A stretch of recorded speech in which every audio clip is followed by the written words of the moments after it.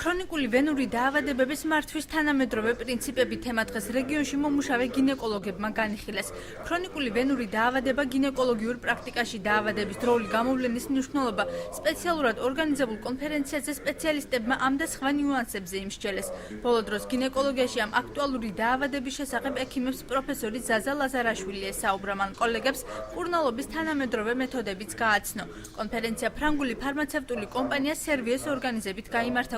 კონფერენციის მიზანს თანამედროვე მიღწევების გაცნობა და მისი პრაქტიკაში დანერგვის ხელშეწყობა წარმოადგენდა.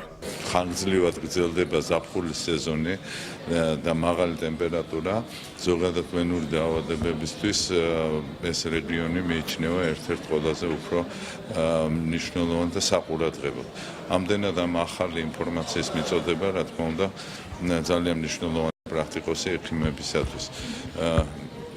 ხალებისთვის ვენური დაავადებების მხრივ მკურნალობა საჭიროა ნებისმიერ ასაკში, მაგრამ განსაკუთრებით ახალგაზრდა რეპროდუქტიულ ასაკში, რომ არ მოხდეს ამ დაავადებების მიზეზით ისეთი მნიშვნელოვანი პროცესების გართულება, როგორც არის ორსულობა და მშობიარობა. უკანასკნელი მონაცემების მიხედვით, სხვადასხვა ვენური პათოლოგიების დროს ადამიანის ორგანიზმში მიმდინარეობს ქრონიკული ჰიპერკოაგულაციური მდგომარეობა, რომელიც, რა თქმა უნდა, უარყოფით გავლენას ახდენს ორსულობის მიმდინარეობაზე. მსგავსი ღონისძიებები ფრიად სასურველია პრაქტიკოსი ექიმებისათვის.